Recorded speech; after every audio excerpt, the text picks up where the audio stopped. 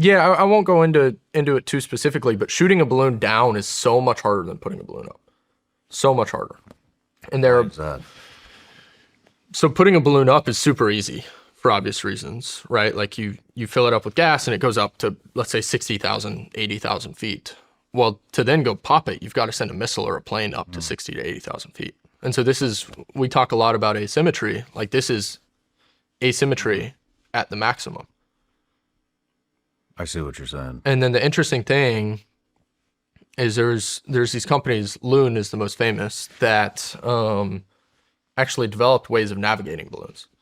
So instead of this being something that's like a party balloon that goes up, pops, disappears, basically forms a satellite that can navigate, that can station keep, that can do all these different things. And so suddenly you've got a payload at an altitude that's 100 to 1,000 times more expensive to shoot down than it is to put up, that can actually tack against wind patterns and lock in places.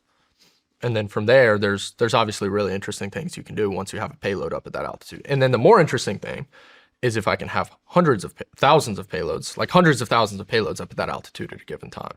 So we have Stratus payloads up at altitude, really, really interesting things you can do deploying those things at scale. And something I should mention is, like, as we talk logistics, the logistics of balloons are pretty fantastic because you can launch them thousands of miles away.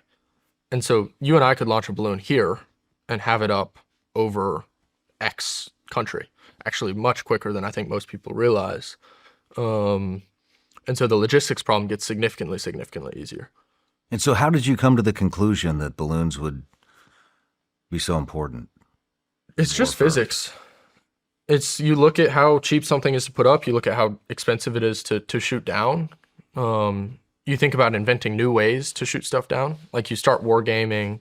Well, if you're shooting down balloons, well, what if the balloons are carrying air-to-air missiles, all these different things.